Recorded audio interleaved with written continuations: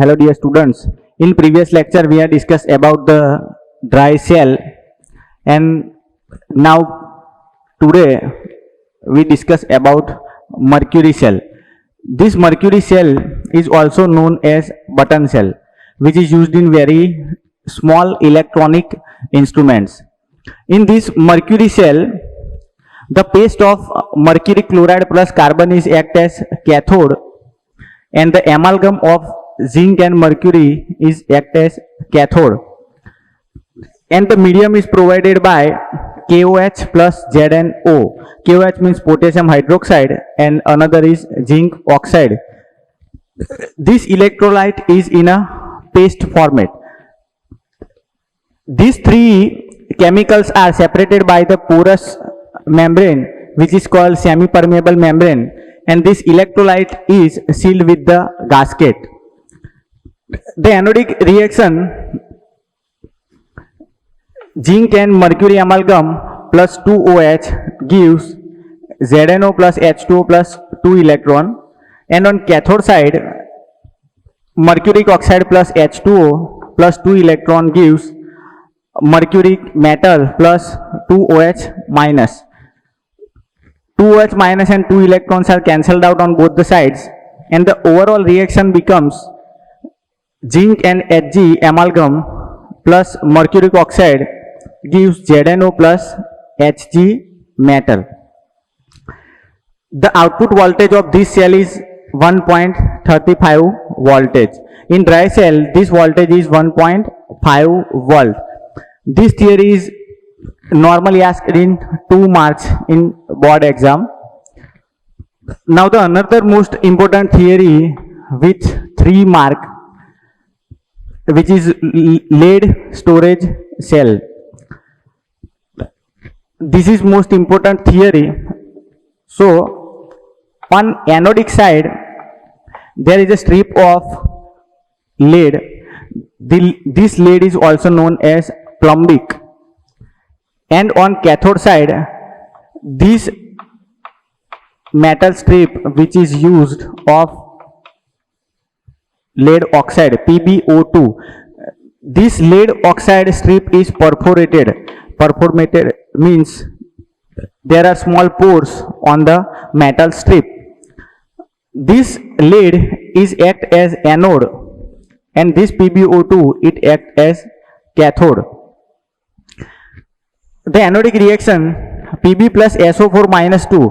This SO4 minus 2 is comes from the electrolyte this H plus solution. Now this H plus solution is, you can use HCl hydrochloric acid or you can use H2SO4, but 38% H2SO4 is a very proper solution for this lead storage cell, because you can get 2H plus ion from the same quantity of H plus solution. So this is the benefit of dual acidic nature of H2SO4. In the starting of chemical reaction, the density of H2SO4 solution is 1.25 to 1.30 gram per ml, and after usage of this chemical reaction, the density of H2SO4 will decrease to 1.10 to 1.15 gram per ml.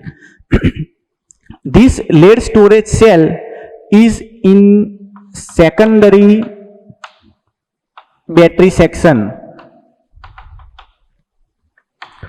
Secondary battery means this cell can be rechargeable by another higher voltage instrument. On cathodic side, lead oxide plus SO4 minus 2 plus 4H plus 2 electrons shows the reduction process PbSO4 plus 2H2A. The overall reaction of lead storage cell is Pb plus PbO2 plus 2H2SO4 gives 2 PbSO4 plus 2H2O. This lead storage cell, the output voltage of this cell is 2 voltage. In our bikes, cars, major trucks or buses, we can use this lead storage cell as a battery equipment. In car, there is a need of 12 voltage. So the one lead storage cell gives 2 voltage. So you have to connected 6 cell in a series for total output of a 12 voltage. In bus or trucks, you have 24 voltage. It means this type of lead storage cells are in a series 12 times. So total output of 24 voltage you can gain from this lead storage cell. Suppose this cell is discharged now. You have to recharge this cell by the higher voltage battery capacity, and you have to reverse these two reactions. Reverse these two reactions means this anodic reaction is reversible on cathode side, and this cathodic reaction is reversible on anode side. So you can recharge this cell by any battery oscillator. So this is the basic information of lead storage cell. Now, this lead storage cell, in this case you see another cell, this nickel cadmium cell. Nickel and cadmium, both metals are very costly or very expensive in manufacturing. So this nickel cadmium cell is very less used in this normal scenario, but this lead storage cell is widely used in all vehicles. The third cell is known as fuel cell. Fuel cell means we know the thermal power stations, which are the main source of pollution and main source of noise pollution, and the output of thermal power station is very less, near to 40% only. But in fuel cells you can gain the 70% of outcome, because these fuel cells are very silent.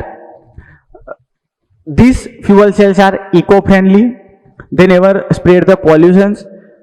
So this fuel cell is also used in our space program, and this fuel cell is used in the Apollo space program, which is handled by the Sunita Williams. In this cell, this chamber is totally blocked from all sides. On left hand side you are passing hydrogen gas, on right hand side you are passing oxygen gas, and these two membranes or partitions, which is used platinum and palladium metal crust material, used as a catalytic reagent. When this hydrogen and oxygen passing through the semi-permeable membrane and mixed in the aqueous solution of NaOH, this NaOH is providing the medium for both gases mixture. When hydrogen and oxygen is chemically reacted in NaOH solution, then the output of H2O from the upper side, and this H2O is used for drinking in a space shuttle. In this fuel cell, the chemical reaction is occur in this manner. On cathodic pole, H2 plus 2 H2O plus 4 electron gives 4 OH minus. The basic ions are liberated in solution. And on anodic side, 2 H2 plus 4 OH minus gives 4 H2O plus 4 electron. And the overall reaction is 2 H2 plus O2 gives 2 H2O. From 1 mole of H2O is generating 471.70 kilojoule per mole.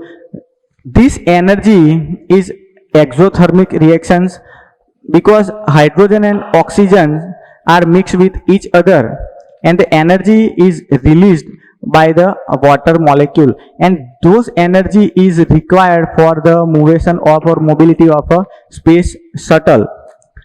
This is used in Apollo program, which is handled by Sunita Williams. The benefit of fuel cell is 70% of result you can get, whereas in thermal production the 40% of outcome will be used. These fuel cells are very useful in this time. Now our chapter's last theory, which is corrosion.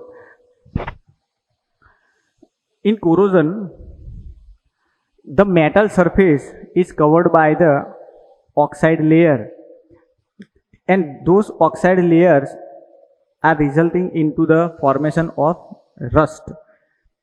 This corrosion is very dangerous for the metal surfaces, and this is occurs in damages to buildings, bridges, ships, etc. many more things. In this corrosion process, this Fe is oxidized into Fe2 plus, and these two electrons are liberated on anodic side. These two electrons are moving towards the cathode spot from these metal surfaces and reduce the H plus ion. Those H plus ion which is gained by the dissociation of H2CO3. H2CO3 means hydrogen carbonate. H2O plus carbon dioxide will form the H2CO3. The first anodic reaction is 2Fe gives 2Fe2 plus 4 electron. These electrons are traveled through the metal surface and goes to the cathode spot, and this cathodic reaction is O2 plus 4H plus 4 electron gives 2H2O. Now we have this Fe2 plus ion. This Fe2 plus ion is further oxidized by the atmospheric oxygen, and the atmospheric oxygen will help to form the complex which is hydrated ferric oxide. Means this Fe2 plus is converted into Fe3 plus.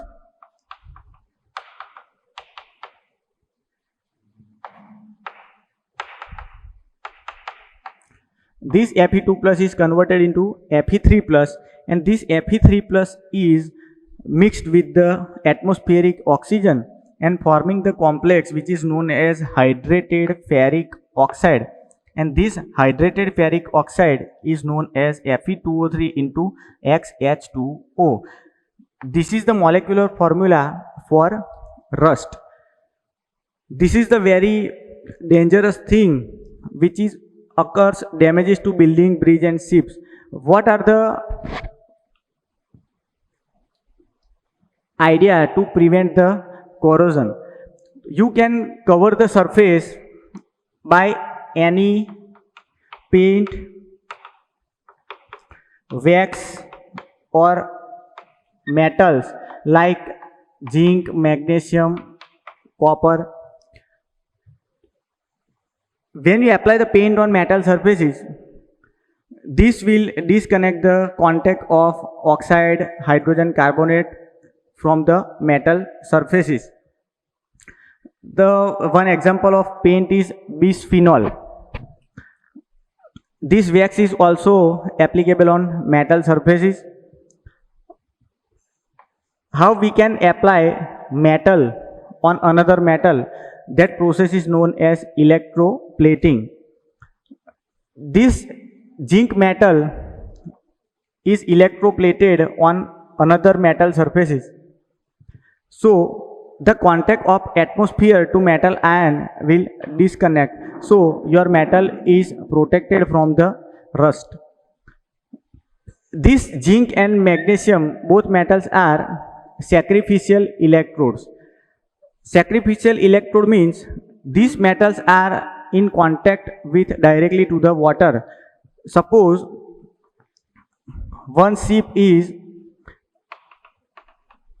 parked into the sea. These zinc metals are covered these ships outer surface. So the water is directly contact with zinc metal. So this zinc and magnesium are known as inhibitors, or you can say sacrificial electrode. This is the ideas of prevention of corrosion. This is our last theory of this chapter. On next video, we will discuss about the examples of unit number 3, which is given in the exercise portion. Okay, thank you.